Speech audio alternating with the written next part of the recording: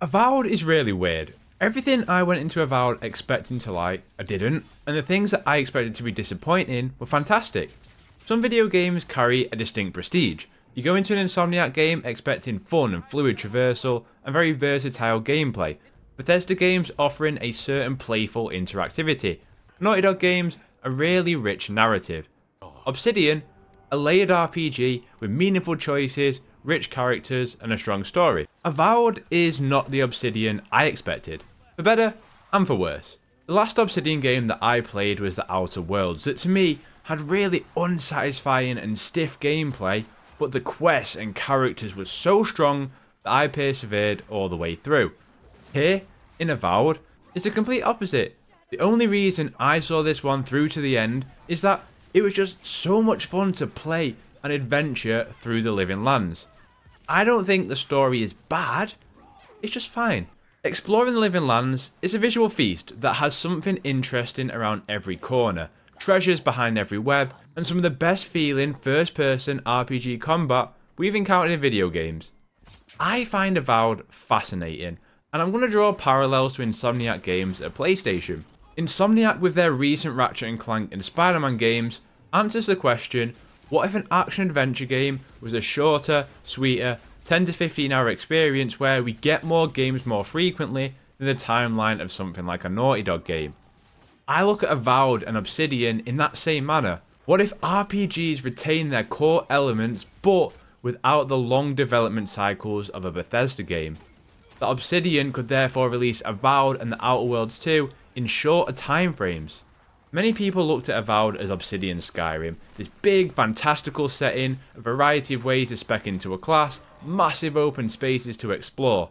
But Avowed isn't that, and I think that would have been fine had the core of its Obsidian pillars been stronger. This is not me giving Obsidian a free pass, but Avowed is fine this way. Just because something was doesn't mean something is or has to be. And just because in other RPGs you could disrupt an entire plotline by killing a main character in the past, doesn't mean it has to be going forward. Just because we have benchmark games doesn't mean that every game has to be the benchmark. And I think people would care much less about this if the main plot and the main characters didn't put me to sleep. Avowed's story in a nutshell is you are a godlike and an envoy of an empire tasked with dispelling the dream scourge that plagued the Living Lands. Those two traits that will often clash throughout Avowed's narrative. I think the best parts of Avowed's story come in its earliest and final hours.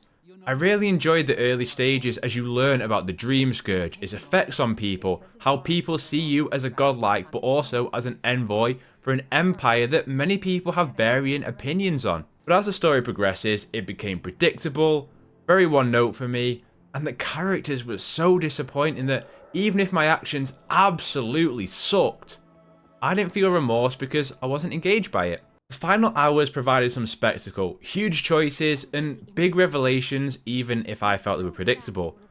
The final hours also do the best work for fleshing out your companions. I feel more for them in the final quest than the other 90% of the game.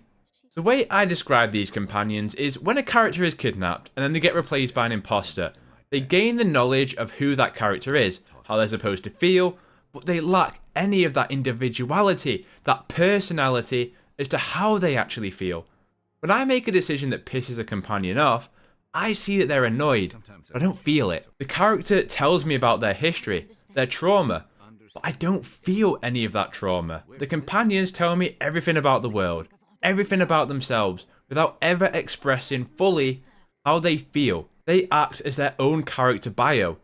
And I can't pinpoint if that's the writing, the performances, or a mixture. There was only one companion that I really liked here, and that was Kai, the voice actor who played Garrus of the Mass Effect games. He's the first companion you get, and he's got that warm, familiar voice. Part of why I titled my review as Forgettable is because I won't be remembering these companions other than Kai. I loved having them in my party for combat, synergizing with their abilities, and that by the end they do have some interesting sequences about past traumas, wounds to heal, but nothing that's ever going to make me think about them again. I like that they are vocal about the decisions that I made, that 5 hours after an incident I did, you'd go to camp and they'd talk to you about it and express the discomfort or express relief or joy. But I never found myself in a full confrontation with them, even if we're at complete opposite ends. Speaking of choices, there is a great amount here. In side activities, the main quest itself, and watching those decision trees span out to see how you got to your ending from the choices that you made along the path. Any good RPG is swayed by choices having a meaningful impact, and they do here. There can be large ramifications for a choice that you made, and it's visualized in a big way most of the time, but not always immediate. Revisiting a place to see it's now burned down, re-entering an area that was once infected by many corrupted enemies to see there's now minimal of them. The problem, as I said up top, is that I just never really cared for many of these characters or towns that if I fucked up big time, I didn't overly think about it. I don't agree with any narrative that choices here do not matter. They have an influence on the game on multiple levels, where you can revisit, the loot that's attainable, and your relationship with many of the characters, not just your companions. And I love the intertwining of plot threads and the non-linear structure that if I save one character in a main quest, that character would spare me conflict in a side quest later on. This happened multiple times, but I'll give the example of at the start, that I saved someone from prison who then helped me resolve a dispute without violence by vouching for me and by saying that I'm trustworthy, rather than resorting to combat. And I love that by exploring the open world, I'd find a camp full of a dead squad, left a note calling someone a betrayer. I'd then meet this betrayer who would task me with a quest to find the squad, and therefore I did the request in reverse order. And quests can throw you off sometimes in doing something in that order. You actually can gather more information than if you had to do the quest in the normal linear fashion. And personally, I loved exploring and finding something for a quest without the context as to what that was. Which brings us to the exploration. I think it's fantastic here. There is so much land to uncover, unfog, and just take in. You never go large stretches of land without encountering something meaningful, whether that's a fortified camp, a small dungeon, a secret lair, or a locked chest requiring lockpicks. Avowed's world design is not only absolutely gorgeous, it's jam-packed with purposeful content. Each region feels significant in the side missions it offers, and often those missions link back to the main theme of that region's plotline. Many side quests in the first area explore people's feelings about a deer, the Emperor, and your distinct features as a godlike. The second area about animacy, and so on. What you learn and uncover in these side missions helps form your decisions both morally and the bigger picture as to what's going on. This exploration is also rewarded with a showering of loot. Unfortunately, the loot itself is average, but it combines nicely to Avowed's wider build crafting. Combat in Avowed is brilliant. If the combat wasn't this good, I'm not sure I would have finished the game. It's so rare in any first-person RPG to feel this good. The feedback from an action sounds and looks impactful. I played as a wizard and predominantly used both a wand and my grimoire, and it never got old during my entire playthrough. In fact, it just got better. The thing with this kind of combat is that it's very hard to gauge how good something is unless you experience the feel of it. I remember watching the preview footage and thinking, okay, this looks alright, might be good, but then when you're the one doing it, it feels tremendous. Freezing an enemy with ice and shattering them with fire, paralysing them in a storm, igniting a pool of water of electricity.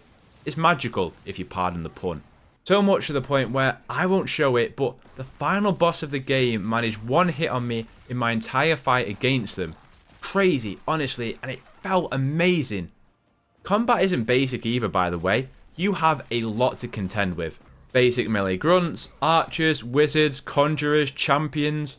You'll be surrounded by brutes, but you've got to strategize taking out the priests, otherwise they'll keep healing all their allies up, rendering your damage useless. Or if you're up against the boss, they might have archers on the side that you're so focused on the boss, it's very easy to get distracted, not see the arrows coming, and get taken out. In the same way that conjurers manifest beings, and if you take out the conjurers, you don't need to worry about their manifestations. Look, combat, it looks simple, but it has many layers and strategies to it that this game, it will test you. Unfortunately, that's paired with a very frustrating gear system that they have already patched to be a little bit better, but this is just not a game you can mainline. Avowed has a tiered loot system that progresses very quickly through the main story, that if you are not going out and exploring and getting new gear and leveling up your gear, you are going to get one shot very quickly. And that's just part of a wider frustration of this game, is that thankfully exploration is great, and I found myself just doing a lot of this for the sheer enjoyment of it. But The best gear, talent points can be impossible to obtain a good amount of without engaging in Avowed side content. The side content sometimes is brilliant and sometimes it's just boring.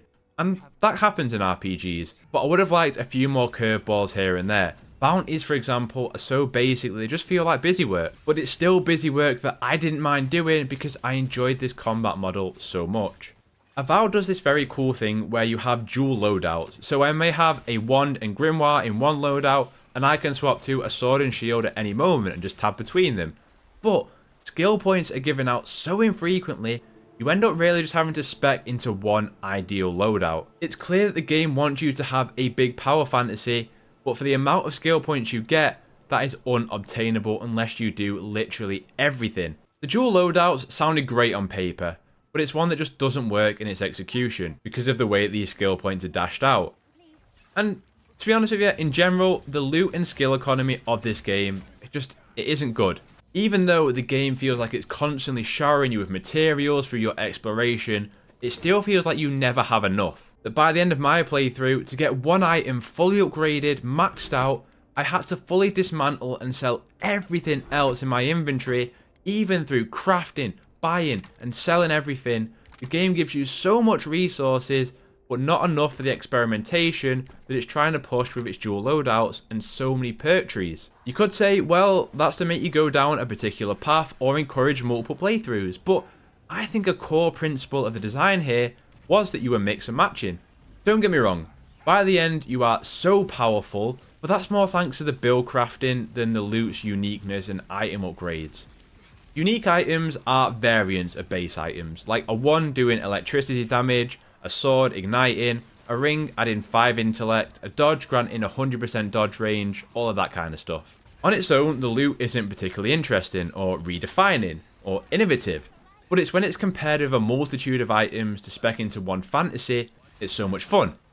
A ring added fire damage to base attacks while my wand was already doing electricity damage, an amulet having 20% cast speed and taking 20% less resources, and a ring having 20% AoE damage.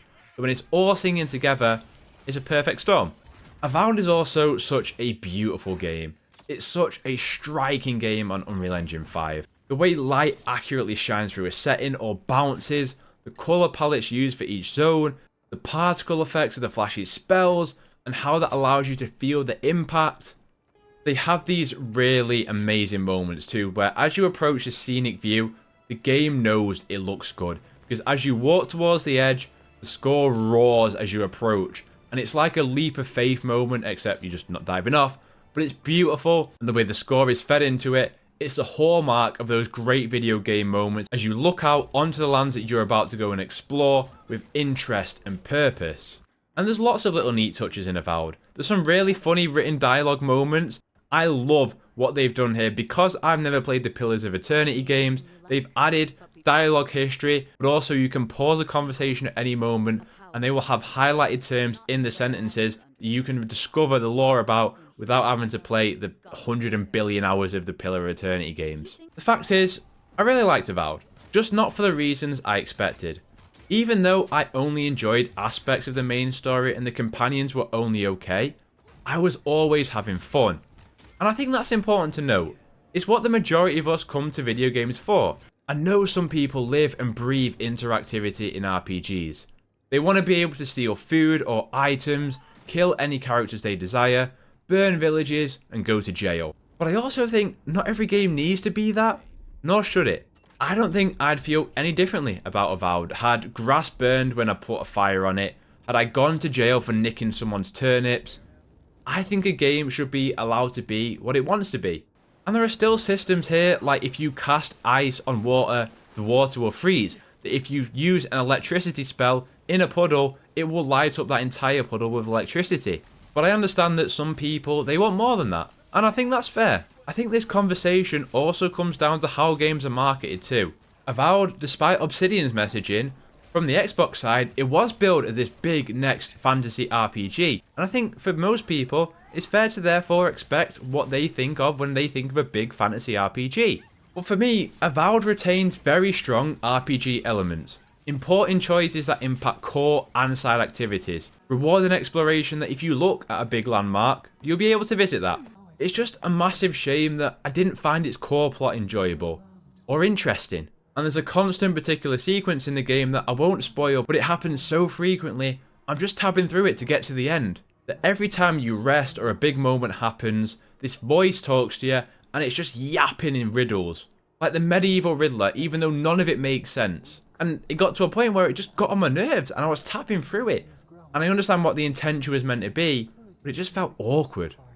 Now, as much as I voiced my displeasure for what this main story was, I know people that it has hit for. And I can imagine for people who have loved the Pillars games, there's a lot here to dive into and how that might affect the lore.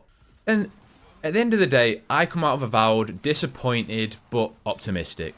If this gameplay and exploration here in Avowed can remain intact, and that for the Outer Worlds too, they can recapture the core of the companions and the story for that sequel, I genuinely believe we've got a Game of the Year contender on our hands. I never expected to finish an Obsidian game and recommend it for its gameplay and its exploration. But yeah, I do recommend this. It's a good video game. The term Game Pass game has become a bit derogatory, but I think this is a great one that showcases Game Pass's value. It's a confident RPG of what it wants to be rather than what others want it to be. You won't find the next Skyrim here, but you will find a very enjoyable video game. I'm just not sure it's one that you remember. Anyway, what do you think of Avowed? Have you played it? Are you gonna play it? I'd be interested to hear where you're at. If you enjoyed this review, consider dropping a like, and this is what I do here. Talk about video games that I like, so if you want more of that, consider subscribing. Regardless, I hope you have a terrific day. Play games, get gains, and I'll catch you in the next one.